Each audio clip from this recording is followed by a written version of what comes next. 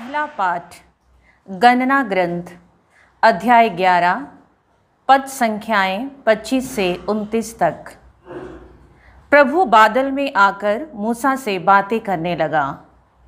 उसने मूसा की शक्ति का कुछ अंश 70 वयोवृद्धों को प्रदान किया। इसके फलस्वरूप उन्हें एक दिव्य प्रेरणा का अनुभव हुआ और वे भविष्यवाणी करने लगे। बाद में उन्हें फिर ऐसा अनुभव नहीं हुआ। 2 पुरुष शिविर में रह गए थे। एक का नाम था एल्दाद और दूसरे का नाम मेदाद। यद्यपि वे दर्शन कक्ष में नहीं आए थे, तब भी उन्हें दिव्य प्रेरणा का अनुभव हुआ, क्योंकि वे चुने हुए वयोवृद्धों में से थे और वे शिविर में ही भविष्यवाणी करने लगे। एक नवयुवक दौड़कर मूसा से यह कहने आया, एल्दाद और मेदाद शिविर में भविष्यवाणी कर रहे हैं। नून के पुत्र योशुआ ने, जो बचपन से मूसा की सेवा करता था, यह कहकर अनुरोध किया, हे मूसा, हे गुरुवर, उन्हें रोक दीजिए। इस पर मूसा ने उन्हें उत्तर दिया, क्या तुम मेरे कारण ईर्ष्या करते हो? अच्छा यही होता कि प्रभु सबको प्रेरणा प्रदान करता और प्रभु की सारी प्रजा भविष्यवाणी करती। प्रभु की वाणी है।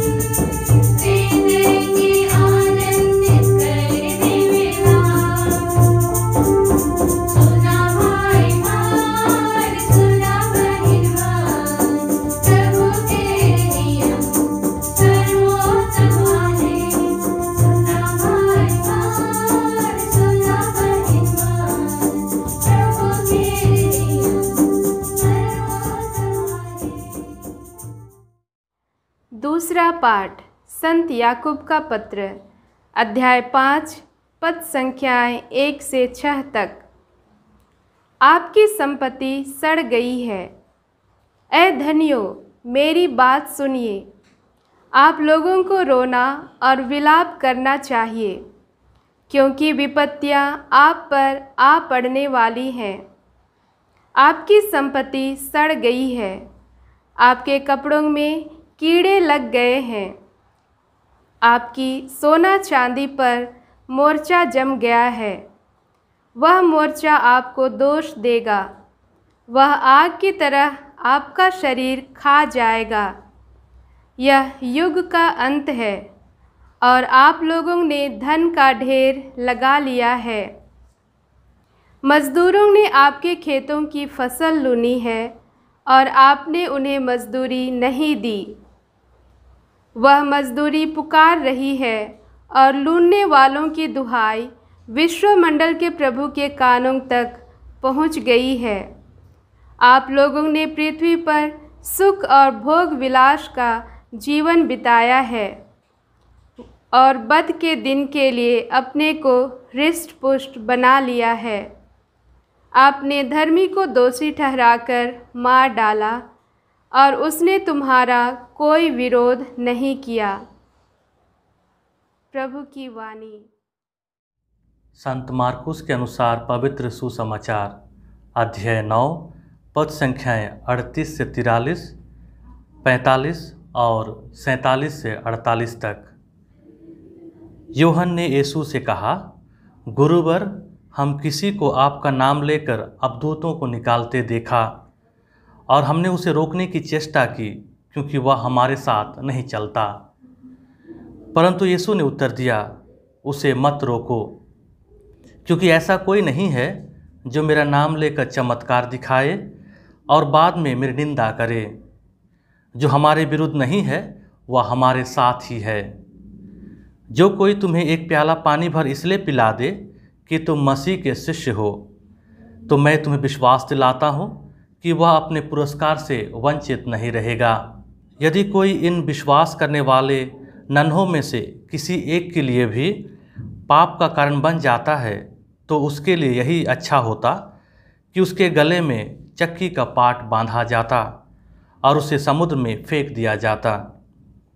और यदि तुम्हारा हाथ तुम्हारे लिए पाप का कारण बन जाए तो उसे काट डालो।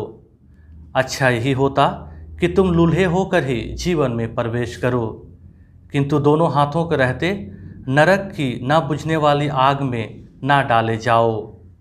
और यदि तुम्हारा पैर तुम्हारे लिए पाप का कारण बन जाए तो उसे काट डालो।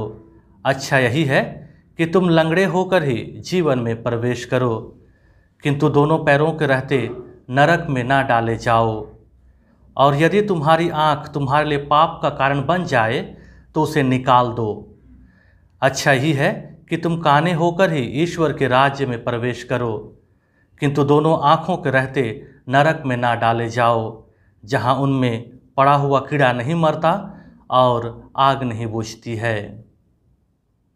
प्रभु का सुसमाचार। इब्रानी कहानी के अनुसार एक शाम अब्राहम अपने तंबू के बाहर बैठा हुआ था।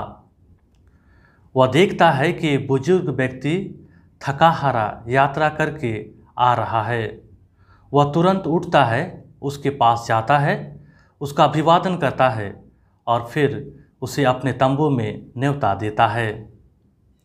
और जब वह व्यक्ति तंबू में आता है तो उसके पैरों को धोता है, उसके लिए भोजन और पानी के प्रबंध करता है। और जब वह भोजन देता है तो वह व्यक्ति बिना प्रार्थना किए ही वह भोजन करने लग जाता है। और ऐसे में अब्राहम उससे पूछता है कि क्या तुम ईश्वर की आराधना करते हो? तो वह व्यक्ति कहता है, मैं केवल अग्नि देवता की आराधना करता हूँ, इसके सिवा मैं किसी दूसरे ईश्वर को नहीं मानता। इतना सुनने के बाद अब्राहम बहुत क्रोधित हो जाता है और वह उस व्यक्ति के गर्दन को पकड़ लेता है और फिर उसे धक्का मारकर अपने तंबू से बाहर निकाल देता है। उस अजनबी के जाने के बाद ईश्वर अब्राहम से पूछता है उस अजनबी व्यक्ति के बारे में, तो अब्राहम उससे कहता है, मैं उसे धक्के मारकर अपने तंबू से बाहर भगा दिया क्योंकि वह आपकी आराधना नहीं करता है।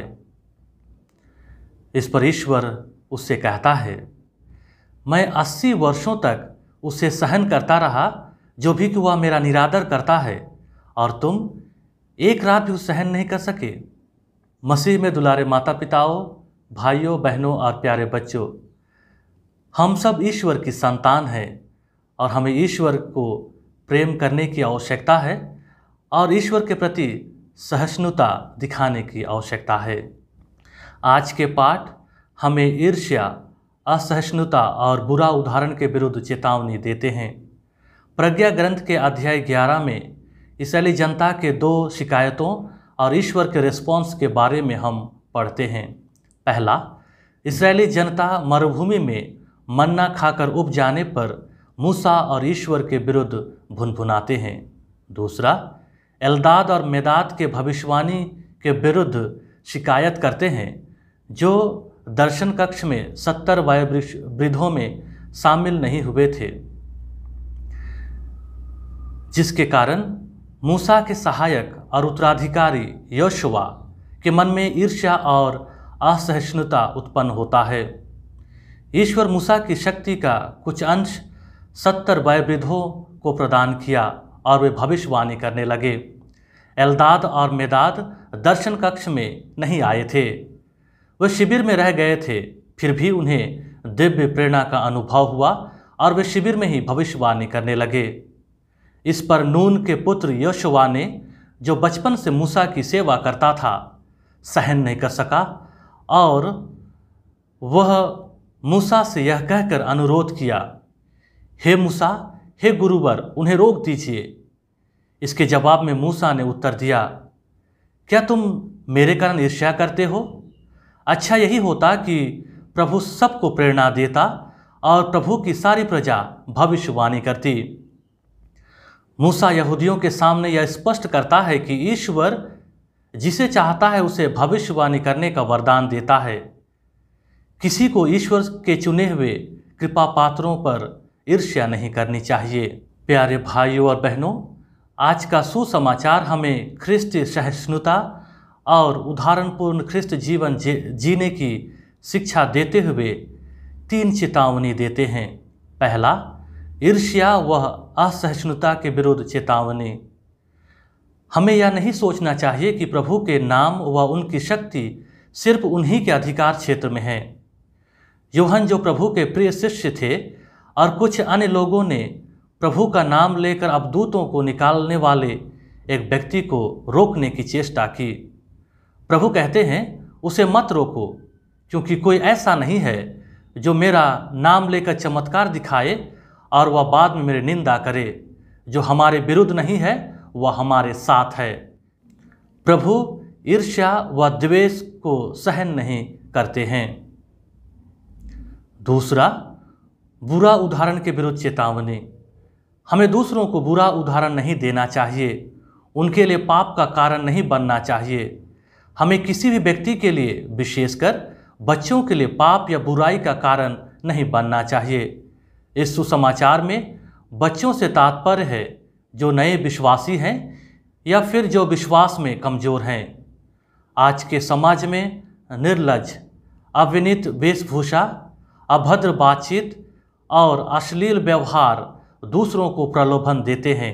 संचार माध्यम आज के पीढ़ी के हृदय को दूषित करके पाप के निकट ले जाते हैं। तीसरा, ईश्वर पाप से समझौता नहीं करता है। प्रभु कहते हैं कि हमारे लिए पाप का कारण बनने वाले हमारे शरीर के अंगों को काट कर फेंकना चाहिए।